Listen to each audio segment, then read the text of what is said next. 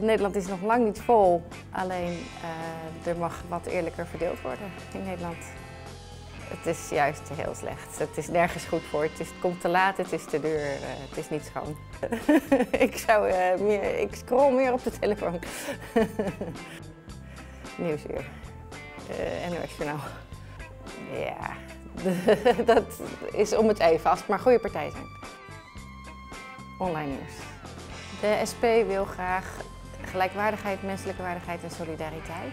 Dat gaan we doen door betere verdeling van het geld. Want er gaat nu steeds meer geld naar de mensen die al een hoop geld hebben. Toen ik tiener was, waren er bezuinigingen in de thuiszorg. En mijn moeder was afhankelijk van de thuiszorg.